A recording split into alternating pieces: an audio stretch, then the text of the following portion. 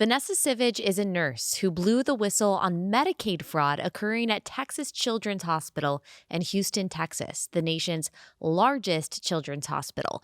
Vanessa claims doctors have been defying Texas laws against providing cross-sex hormones and puberty blockers for children, and that doctors were enrolling many of these minor patients in Medicaid using false diagnoses. A devout Christian, she has spoken out against gender ideology in general since 2022, but in 2023, she anonymously corroborated a report released by Dr. Etan Heim, a surgeon at Texas Children's Hospital, who revealed to journalist Christopher Rufo that, despite Texas law, children were being given harmful drugs in the name of quote-unquote gender-affirming care, often without any understanding of their long-term consequences. For that, Vanessa was targeted by the FBI, who showed up at her door last year to talk with her about her involvement with Dr. Heim's whistleblower report. But she wasn't intimidated. Just a few weeks ago, in June of 2024, Vanessa came forward with evidence of transgenderism-centered Medicaid fraud at Texas Children's Hospital. She is now bravely sharing her name, her face, and her story in the hopes that she will play a part in dismantling this destructive part of our medical system. Vanessa and her husband are longtime Relatable listeners, and I am honored to have her here on the show today to tell her story. This episode is brought to you by our friends at Good Ranchers. Go to goodranchers.com, use code Allie at checkout. That's goodranchers.com, code Allie.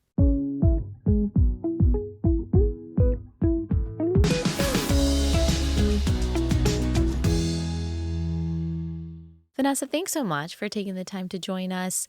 Could you let everyone know who you are and what you do? Thank you so much for having me. It's truly an honor to be with you. Thanks. My name is Vanessa Sivadge. I am a pediatric registered nurse at Texas Children's Hospital. Been married to my husband, Blake, for the past 5 years, and we live and work in Houston. And I was the anonymous whistleblower in a story released in May of 2023 by Christopher Rufo, exposing the existence of a secret transgender medicine program at the nation's largest children's hospital. So I came forward anonymously at that time to corroborate and affirm a first whistleblower who had come forward to reveal the existence of that to the public. Okay. And I've seen this really circulating recently, though, in the past couple of months. And you have given a lot of interviews recently. Why is this in the news again? I came forward publicly with my name on June 18th of 2024 because I have witnessed numerous examples of Texas Children's Hospital committing Medicaid fraud and using Medicaid to cover transgender treatments and hormones, and also the misdiagnosing of transgender patients for the purpose of using Medicaid to cover those. Right. Medicaid in the state of Texas is not supposed to cover what is typically referred to as gender-affirming care. That's not how I would describe it. These are different procedures that people undergo to try to seem like they are the opposite sex. And so you found out that Medicaid was being used to cover these procedures. I did, and it was something that truly should outrage every American taxpaying citizen, that our tax dollars are going to fund transgender hormones. And this is at a children's hospital. The largest children's hospital in the nation, yes. So tell me what you were seeing, these procedures. How were these patients being treated? What was the process like? So the story really starts in 2021. I was hired, I accepted a new role in a pediatric multi-specialty clinic. And this was the very same clinic that Dr. Richard Roberts was working at and seeing transgender patients at. And very quickly, I just started to notice that transgender patients were being seen, that he was prescribing puberty blockers and cross-sex hormones. And even though my interaction with this particular patient population was very minimal. I would say it was only about 10% of my total job description. I still received refill requests and had to field questions from parents on his behalf or on their behalf. Mm-hmm. And I knew with every fiber of my being that this was wrong, what he was doing. Right. And I had a real crisis of conscience at one point because I couldn't justify even having an indirect role in what was going on. Yeah. And And you're not so, even talking about the Medicaid stuff at this point. You're just talking about the fact that he was allowing young people, minors, to go on cross-sex hormones and things like that. yes. Yeah. And so, at one point I was asked to do things that were against everything I believed and against my faith. I can think of one example where there was one particular day in clinic, and he asked me to do like a patient teaching or patient education for a particular male. And he asked if I could go into this patient's room and teach how to administer like an injection. And didn't realize what was happening at the time. Yeah. But later I realized that this teenage boy was going to be administering synthetic estrogen to himself throughout the week, and that I had taught him how to do that. Wow. And that was devastating for me, and it was something I truly was so uncomfortable with. And so I almost quit on a number of occasions. I couldn't justify staying there. And did you talk to any of your colleagues? Did anyone else that you worked with talk about this too and their discomfort? Yeah, thankfully there were some like-minded people that I worked with, and that was a real blessing. But just to paint the picture even a little more about the hospital culture, every year Texas Children's Hospital releases a mandatory training for all employees. And at the beginning of every training, the first portion of that is the LGBTQ inclusion portion, and that covers gender identity, sexual orientation, gender expression, gender dysphoria, and conscious and unconscious bias. And so this is something that's very embedded into the fabric of the hospital, this ideology. And so I definitely felt very outnumbered and very overwhelmed, and I know I'm not the only one who's working in a hostile environment. Right. And you said that you observed doctors during this time manipulating the parents of these young patients, trying to convince them to agree to treatment, so-called treatment, without really informing them about the long-term side effects of puberty blockers and cross-sex hormones. Is that right? It is. I would even go a step further because doctors would note at the end of every visit, there is no contraindication to beginning testosterone. There is no contraindication to beginning estrogen. Wow. And that is a lie. And it's especially a lie because the number of teenage girls that I saw coming in through the clinic with a multitude of health issues, in addition to being confused about their sex, they're coming in with depression and anxiety, and many of them have autism. Many of them have some cognitive delays, and it's just those issues go untreated in the name of gender affirming care. Right. And did you have a lot of interactions with these patients, or were you more just on the observing side? I was on the observing side. I had a very minimal role. Yeah.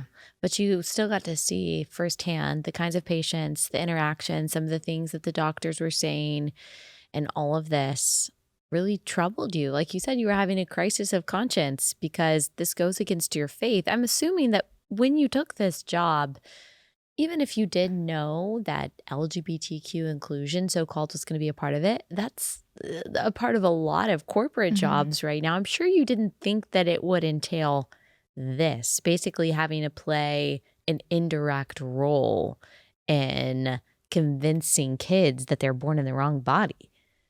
Yeah, and even just the knowledge that if I were to speak out or just let my manager or my leaders know, "Hey, I have a problem with this," that it would probably result in termination or something similar. Yeah. It was, it was a really difficult time. Mm-hmm.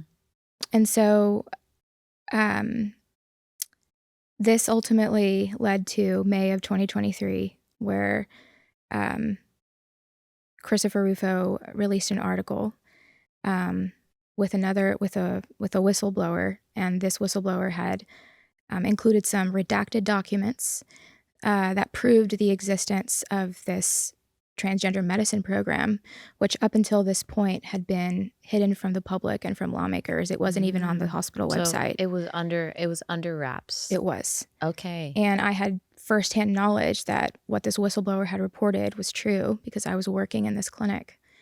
And I knew that I had to speak up and to affirm what was reported.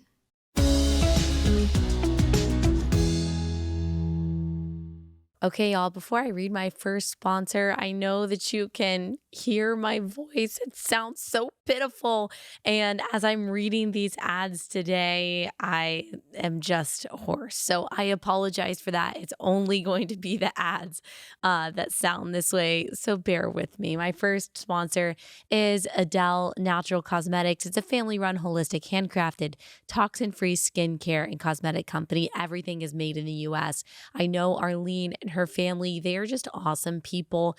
This is a company that she started because of her own health issues. She wanted to make sure that everything she was putting on her body was completely natural. And that's why they care so much about every single ingredient. It's been a game changer for my skin. I love using Adele Natural Cosmetics skincare. I use their essential cleanser on my face, their essential moisturizing spray, their Blue Lagoon moisturizer at night. I just love it all. Check it out. It is going to do wonders for your complexion. AdeleNaturalCosmetics.com. Use promo code Allie for 25% off your first time purchase. AdeleNaturalCosmetics.com, code Allie.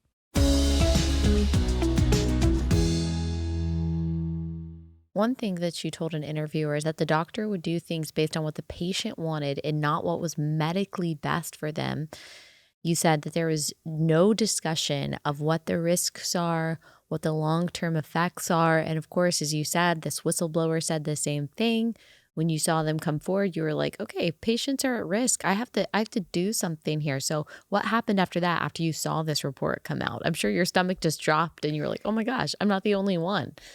Yeah.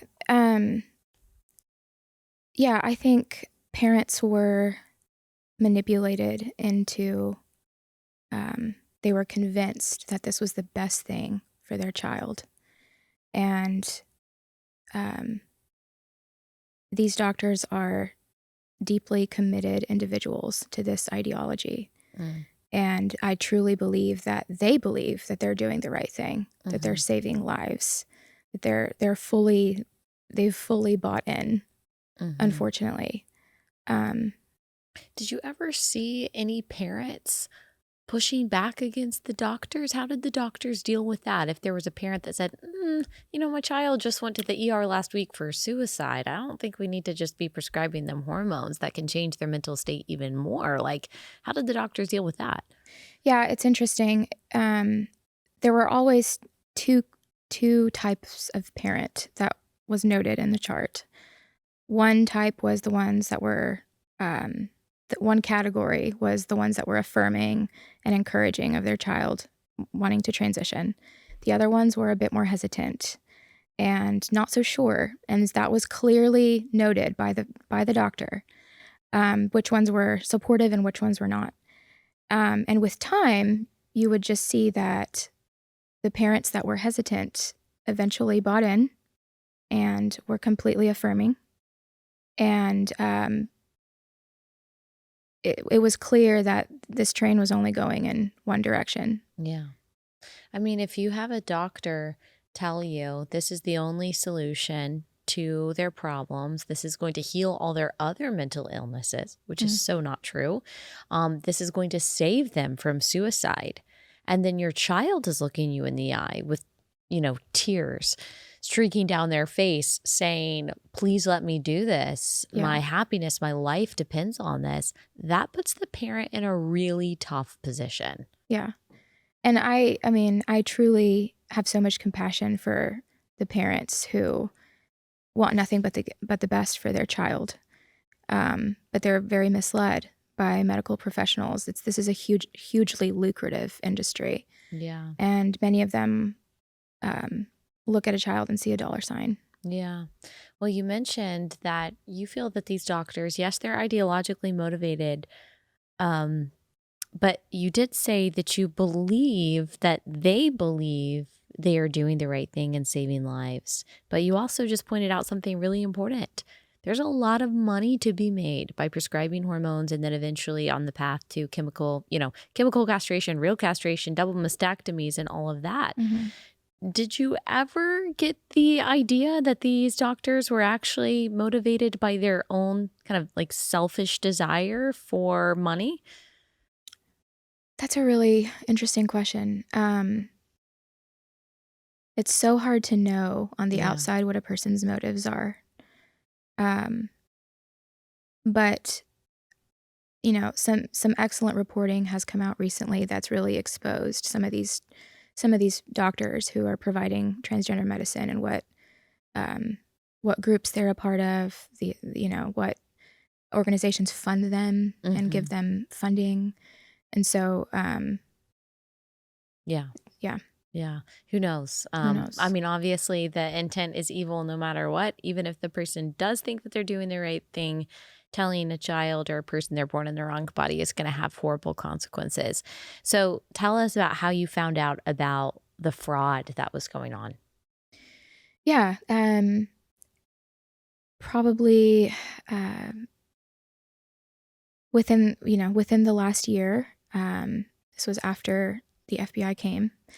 I was, to the best of my ability, trying to do my job in the best way that I knew how. By this point, the Texas law had been passed last September, in September 2023. It is now illegal to provide gender-affirming care for minors, so-called gender-affirming care. And so it was during this time that I started noticing some discrepancies in the paperwork, some red flags that really caught my attention, and noticed two things. The first is that perfectly healthy teenagers, minors, who are on Medicaid or CHIP or STAR or a similar kind of insurance, that Texas Children's Hospital is using Medicaid to cover transgender treatments, whether that's cross-sex hormones or puberty blockers. And that is illegal per the Texas Medicaid policy. That's the first thing. The second thing is that I saw some examples of providers who were intentionally misdiagnosing transgender patients for the purpose of justifying those cross-sex hormones. So I'll give you an example. A healthy 16-year-old male was said to have an estrogen deficiency as the official diagnosis. And that then allowed the doctor to prescribe estrogen to this healthy boy, and vice versa with the female. And this was, again, they were not trying to hide this. This was very clearly noted. And it's just really obvious that the hospital continues to lie, despite their history of lying to the public. Wow.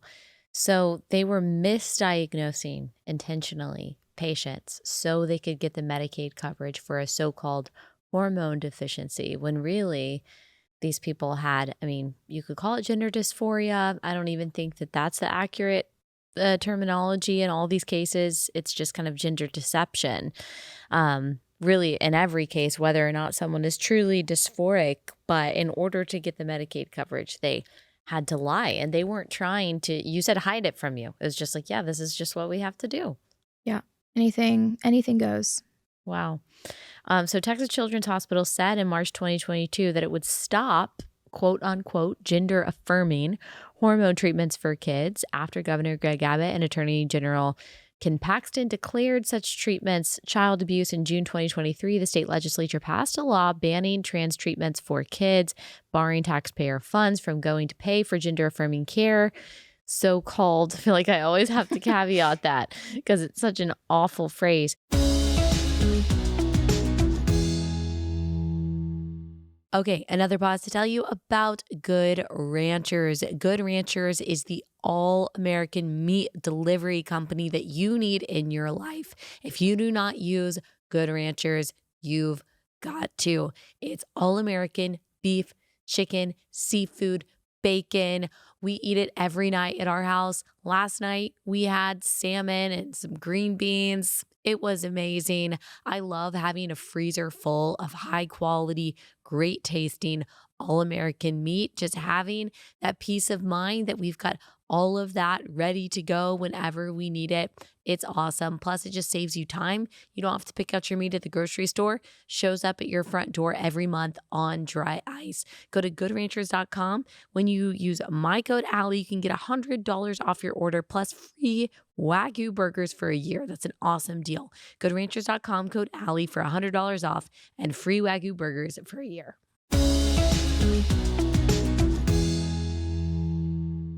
You spoke out publicly against transgender medicine for children in 2022, and then you wrote for the Family Research Council that you believe this would inflict long-term harm on young patients. What was the aftermath of that? Yeah, that's a really good question. Yeah, this was during the time when I was really struggling if I wanted to quit or not. And so I wrote this piece called What Happened to Do No Harm, a nurse's firsthand view of the transgender craze. And that was in August of 2022. And at the time, I really debated whether or not to use my name with that piece, knowing that it might carry some risk. But I chose to do that anyway. And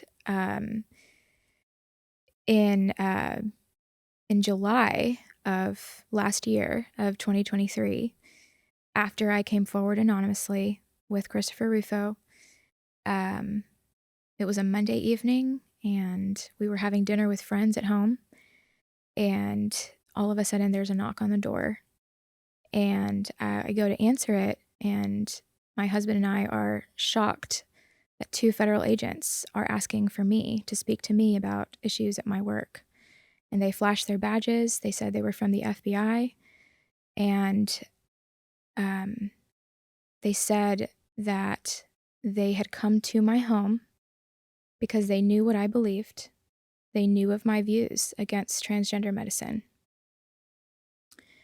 They also said that I was a person of interest in an investigation targeting a whistleblower. And this whistleblower had, of course, released an article previously with some redacted documents. But according to them, he was not a whistleblower. He was a leaker. And he had broken the law, broken HIPAA, by releasing confidential patient information, which of course I knew was a lie because those documents were redacted. And we, of course, now know that this was Dr. Eitan Heim. He's come forward publicly since then, but at the time, I had no idea who he was and had never met him. And so they proceeded to tell me that I was not safe at my work, that if I did not cooperate with them, if I did not help them, that they could not protect me. They made me feel very coerced and intimidated, and essentially just, made me feel very unsafe. Yeah. So before we have a clip of that, but let me make sure I have the timeline correct. So you started in 2021, and then in 2022 is when you first started publicly talking about the harms that you thought these procedures, this medication will have on children, correct? Mhm. In 2023, it was outlawed in the state of Texas. And 2023 is also when you noticed the Medicaid fraud. Now, in 2022, that's when the first whistleblower, right? Or was it 2023? 2023. 2023. May. Mhm. Okay, of May of 2023 is when the first whistleblower came out and said, hey, this is what's happening. It's not supposed to be happening here, but this is what's happening. Many of the things that you're saying, how the patients were treated. And you said that's Dr. Eitan Heim. He was the whistleblower. We didn't know it at the time. Mhm. That was anonymous. We've only recently kind of learned his identity. You came forward when that first whistleblower report was released, corroborating what he was saying. Yes. Right? Yes. About the Medicaid fraud and Just about what was at going that on? point, it was just the Just the existence. procedures. Yes. Okay. Just the medical Yes. so-called care. Yes. And that is why then in 2023, a few months later in July, the FBI showed up at your house because they're basically saying Yes. this Dr. Heim was not a whistleblower, Yes. that he was a leaker, Yes. that he violated HIPAA. Yes. You're saying those documents were redacted, though. That means that all of the pertinent, private information that would be protected by HIPAA, that was removed, that was taken out. Correct. But they're saying, oh no, he violated HIPAA. He's not protected as a whistleblower. Right. And they were basically accusing you of playing a part in that because you had publicly come out and corroborated what he said? Not just that, but they actually requested my help in exposing him and exposing his identity. So they were asking for my help in basically, exposing his identity to the world. Okay. And of course, I had no idea who he was. Yeah. At this point, he was still anonymous. Y'all hadn't talked. Right. No. But they knew that we were aligned ideologically against transgender medicine. And I believe that they thought they could intimidate me into helping them. So I am curious, when you spoke out against what was happening in 2022, how did that affect your life at work? It didn't really, nothing really happened, at least that I felt or that I experienced. Did anyone talk to you? at work? No. I kept a really low profile. Yeah. Yeah. And it's a big hospital. Yeah. And so, okay, gotcha. So I just wanted to clarify that 2023 FBI shows up, says, we need your help and exposing this leaker. Here is SOT 1. Hello? Hi. I'm looking for Vanessa Sivadge. Okay. Yeah. Who are you? Cassie. I'll next time an FBI agent. Okay. This is Mr. McBride. Hey, I'm David McBride. Okay. Nice to meet you, sir. Let me It's do a it. really pleasant interaction. You're not in trouble nor is she. Okay. All right. Hi, how are you? She snuck up on you there. You want to see too? Are we interrupting dinner? I'm really sorry. That's all right. What's going on? Let me start at the beginning. So I'm sure you're aware of some of the things that have been going on at your work lately. With regards to, Yeah. So can we sit down for a minute? Let me do my song and dance. Okay. I know you said that you were shocked. Tell me what's running through your mind at that point. Did you kind of immediately know why they were there? I did immediately know why they were there, but it was still such a shocking experience to have the FBI not wanting to know about the hospital committing the crime, but to be at the front door of a nurse exposing the crime. Okay. Yeah. And then what happened from there? Well, I mean, like I said, they just thought they could intimidate me into helping them and asked for my help in exposing the identity of this whistleblower. They said I wasn't safe unless I helped them, and that they couldn't protect me unless I helped them. Were they specific about that? Like, you're not safe at work, we need to protect you. Like, what? From what? I think they were intentionally vague on purpose. Okay.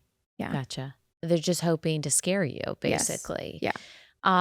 Were you off put by how friendly they were, what they looked like? I think that's intentional. I think they do that on purpose. Yeah. But was that off-putting? Yeah, they made a comment at the very end, and they just said, "Hey, we could have shown up to your work in black suits and done the whole charade at your work, but we chose not to do that. We chose to come in normal clothes to your home." Worse. I think that's Yes. worse. You show up at my house like good old boy Yeah. Bubba. No, thank you. Yeah. And that's, to me, it's so strategic how they do Yes. this. And obviously, this is a part of training. I don't have any special insight into how the FBI works, but for people who are just listening, not watching, they look like, good old Texas boys. And the way he says, let me just do my song and dance. As if, oh, I don't really think this is a big deal either. Let's just get through some things. Yeah. You just talk to me. It's going to be no big deal. Yeah. That's very strategic to Yeah. make you think, yeah, I'm on your side too. I'm just doing my job. Yeah. Don't worry about it. I think it is very disarming for someone who has no idea what's going on. They're making it seem like they're your friend and that they're on your side when the exact opposite is true. Yeah. So tell me what has happened since then. Well, in the weeks and months that followed July 24th of 2023, there is no rule book for what to do after something like this happens. There's no, we just didn't know what to do or what to think or who to speak with or if we even needed legal representation. And so it was a really difficult time where, we had to rely on the Lord and just turn to him. And so there's a couple of Bible verses that were really significant for me during this time. The first one is in Ephesians 5, verse 11, and it says to have nothing to do with the fruitless deeds of evil and darkness, but expose them. Everything that the light touches is exposed. Yeah. And that was really meaningful for me, and I took that very literally. And you've talked about this a lot, that what God designs, he defines. And that this is not an issue that we should compromise on, that this is a foundational Genesis 1 issue. And so God will often bring people to a place where the only option is to depend on him. And whether or not it's what I went through or whatever difficult situation a person finds themselves in, God is ultimately about his glory and about bringing himself glory.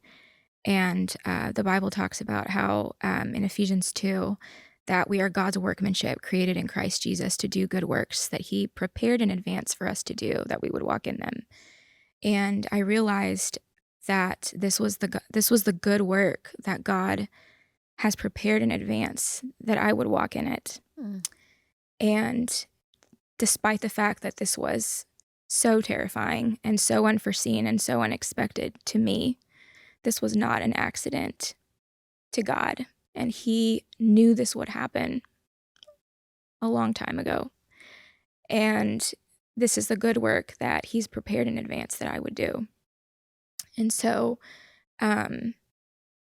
reclaiming that truth and also just speaking the promises of God over myself, that God is ultimately my defender, that he's my protector, that Jesus is my advocate before God the Father, that nothing can snatch me out of his hand. Those truths, speaking those truths to the fear and the anxiety that the enemy wants to keep you in, was so critical for me in the weeks that followed. And so ultimately that God is worthy of our trust no matter what happens. And so we knew that this was not the end of the story, that we had to speak out, that we had to affirm what God has deemed good, and that is the good and perfect design in men and women. His design for our gender and sexuality is good and beautiful and right. And we are called to affirm that no matter the cost. Did you have more interactions with those FBI agents? Not yet, no. No. Okay, so after that, after they came to your house and you talked to them, did you hear from the FBI at all again? No. Okay. No. So what made you decide to reveal your identity recently? I chose to come forward publicly because the hospital was committing Medicaid fraud Yeah. and nobody knew about it. And,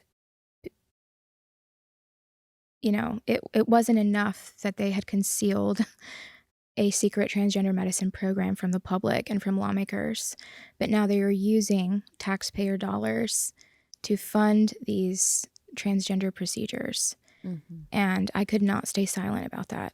Yeah. Wow. Were you hesitant at any point before revealing your identity? Because you were already publicly critical of what was going on there. But this, especially after the FBI had come to your house accusing you of being part of some like leaking plot, I imagine taking this next step to say, no, now I am a whistleblower too, and here's my name. I imagine that was kind of scary, even knowing everything that you just outlined. It was scary, but I am more scared of children being harmed Mm-hmm. and of whistleblowers not having the courage to come forward and speak what is happening that is illegal in hospitals. I want for other medical professionals who are working in a hostile environment to feel emboldened and encouraged to reveal what's been done behind closed doors and what's been done in secret. Mm-hmm. So that's what I'm most passionate about. Yeah. And right now, like what does life look like? Are you doing interviews every day? Do you feel like this is something that God is calling you to do professionally, or are you just kind of seeing what opportunities God brings to you?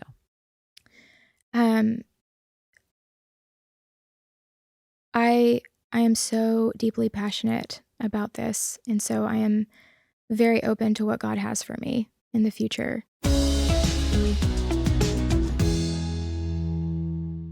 Okay, let me tell you about Magic Spoon. I don't know about y'all, but I love cereal. I grew up eating all kinds of cereal, but as an adult, I just don't want all of that sugar and I want some protein. And it's hard to find cereal that meets that criteria. But thankfully, I have found that with Magic Spoon. It's a delicious cereal that tastes just like my childhood favorites, but a lot better for me.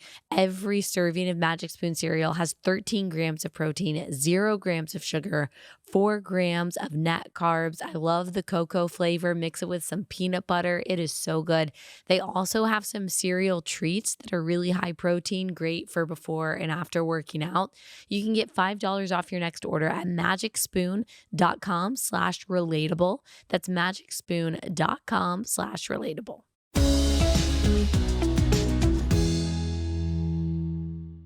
So the Texas Attorney General, since you have come forward with this Medicaid fraud, he says that he is investigating it. Yes, he did make an announcement, or his office made the announcement that they're investigating potential Medicaid fraud. And Dr. Ethan, Etan, is that? Etan. Etan. Okay, Dr. Heim, the surgeon who was the whistleblower, who was being called a leaker by the FBI, he has been indicted on 4 felony counts of violating HIPAA. According to the now unsealed indictment, this is an update from USA Today, the U.S. Attorney's Office in the Southern District of Texas has charged Heim with obtaining protected individual health information for parents who were not under his care and without authorization. So I know you said that they are redacted, but like, what do you think about this claim that he was doing something that was unauthorized? I think that the Biden administration has weaponized the Department of Justice to come after people of faith and law-abiding citizens. They're not going after the people who are committing the crime, but the people exposing the crime. And I believe that he's done nothing wrong. I believe that this is a farce and a witch hunt. That we are trained in nursing school, that we are held to a really high standard of ethics, and that if we see something illegal, we see something suspicious, that we have to come forward. We have to report it. We have to talk about it. Like if a surgeon is operating on an individual and the surgeon comes in and he's intoxicated and he's drunk and he's about to perform surgery. You want a nurse who's going to say, hey, this isn't right. You need to call this off. You're intoxicated. The life of the patient is at risk. You want a nurse who's going to say that. And yet I'm saying what I've seen, what I've observed that's illegal, as he has, and the Biden administration is now after him. And Right. that's so wrong. Right. And you named some of these doctors. You already mentioned one, Dr. Richard Roberts. Roberts has managed a large number of pediatric sex change patients. He allegedly prescribed sex change hormones to a female who identified as non-binary, and records claimed that she was a male. That's how, as you said, she was enrolled in the state Medicaid program. And then Dr. David Paul is another one. He managed a large number of pediatric sex change patients. And these are people who continued to allow these prescriptions and procedures even after it was made illegal in the state of Texas. And so they just didn't care. They felt protected by some bigger system than the state. And I think they were counting on the fact that everyone would just get on board and stay silent, and that there would be no one to expose what they were doing. Yeah. And that's what they were counting on. Yeah. And as you mentioned, I mean, we don't know their motivations, but you have written before, and this is true, that for a child who decides that they want to start identifying as the opposite sex, you're looking at about $70,000 per child. Yes. With all the procedures and the prescriptions, and then the path that they go down, even fertility preservation at times, the surgeries. I mean, it's hard not to imagine that some of this has to do with the fact that it is so insanely lucrative. Yeah. And I like to refer to them as the unholy trinity, the unholy trinity that consists of hospitals and insurance and pharmaceuticals. Yeah, And they are all profiting off of this. totally. And they're making children medical patients for life. Mm-hmm. It's interesting with let's just say abortion. A woman goes in to have an abortion and it's one time. Unless but it's one time. With transgender patients, you are prescribing medications and hormones. They have to be on these for multiple times a week, multiple visits per month for years and years and years. And so this is a highly lucrative industry. Mm-hmm. They become slaves to the medical industrial complex because it affects your entire body for your entire life. Some of the effects are reversible depending on how long you are on the cross-sex hormones and the puberty blockers, but we're talking about lifelong sterility. We're talking about uterine and vaginal atrophy. We're talking about all kinds of complications and issues that can certainly come from a man who goes through those kind of genital procedures. And it all starts with social affirmation that leads to medical affirmation, and more interventions. And we need more people who are willing to say, no, this is not okay. And I'm glad that the state of Texas is at least on your side and they're taking these claims seriously. I mean, praise God for that.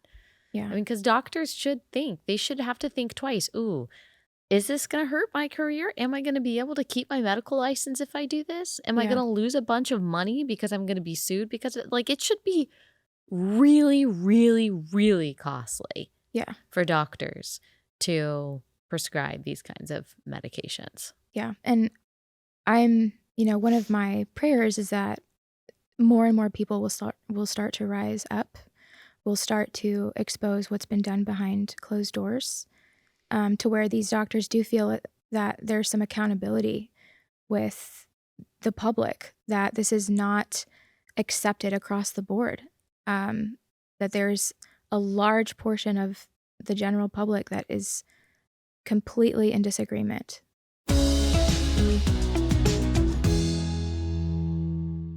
All right, last sponsor for the day, then I get to rest my voice, and that is NetSuite. NetSuite is the #1 cloud financial system, bringing accounting, financial management, inventory, HR into one platform, one source of truth. With NetSuite, you reduce IT costs because NetSuite lives in the cloud with no hardware required, access from anywhere. You cut the cost of maintaining multiple systems because you've got one unified business management suite. You improve efficiency by bringing all your major business processes into one platform, slashing manual tasks and errors. Over 37,000 companies have made the switch. They are all so glad that they have. By popular demand, NetSuite has extended its one-of-a-kind flexible financing program for a few more weeks. Head to netsuite.com/Allie, netsuite.com/Allie.